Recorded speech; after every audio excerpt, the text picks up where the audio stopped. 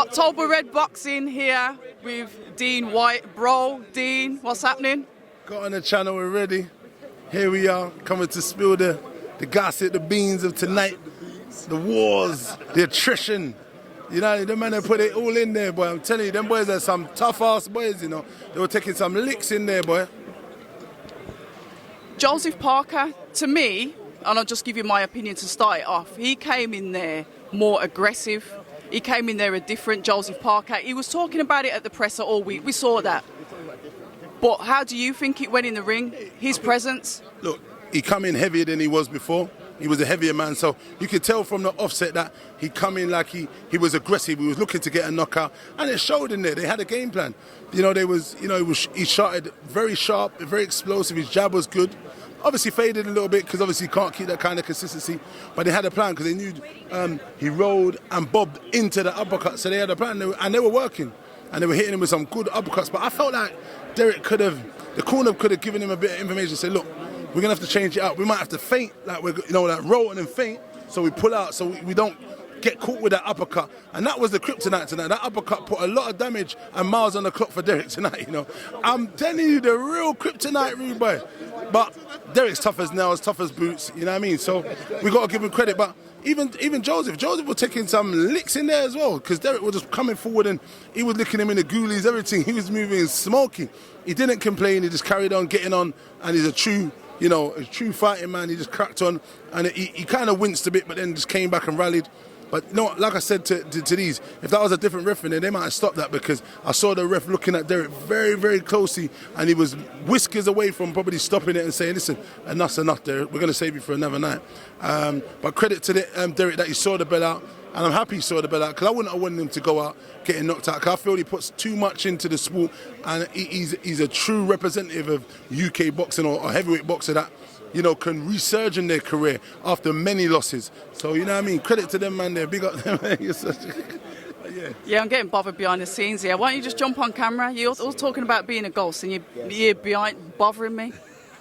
I lost my trail of thought.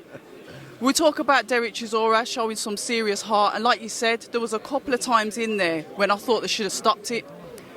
His legs went.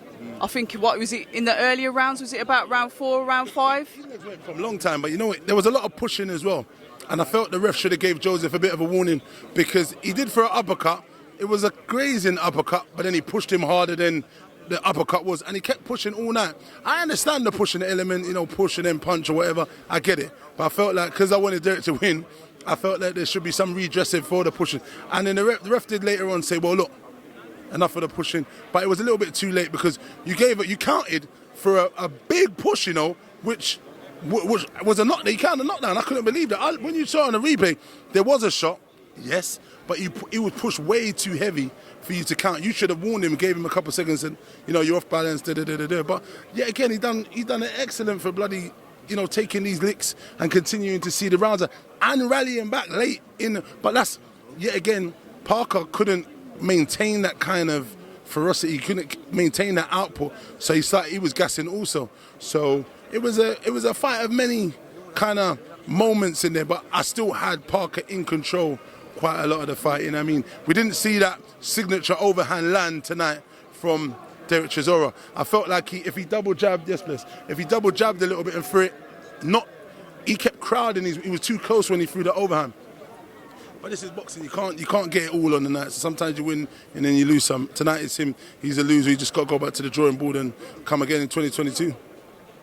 Would you say that that's something that he should do, come back again? I mean, how many more wars does Derek need to be in? Because yes, he's a solid fighter. Yes, he's got incredible heart. But how many more times? You know, it's crazy. I was just talking about that over there. But he's still selling out arenas. You know what I mean? He's still a fan's favourite. He's getting big money. He's still the number one. So, you know, what can he do? He has to look at it for his health and benefit. But then at the same time, you know, they need to look after him now and say to him, let's give him a few guys, feed him so he can come back, get 3 wins under his belts, and then we go from there and see what the future holds for him. But I don't think he should have any more hard fights right. He needs to rest, Christmas, recover, and in the new year, get some wins back behind his belt, and then come back again.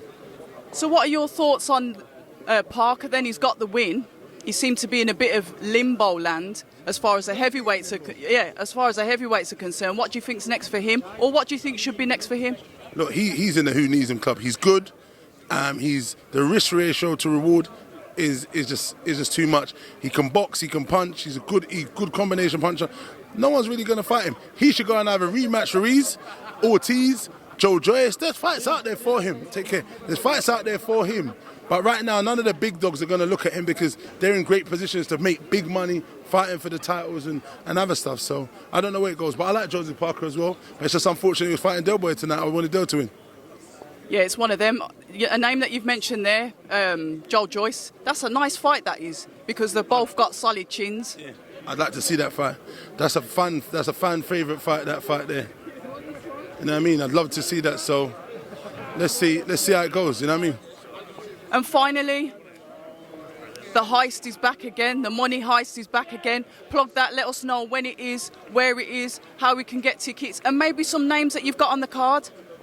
The names right now, I'm not sure about the names. There's loads of guys. We've got 12 fighters, I do know.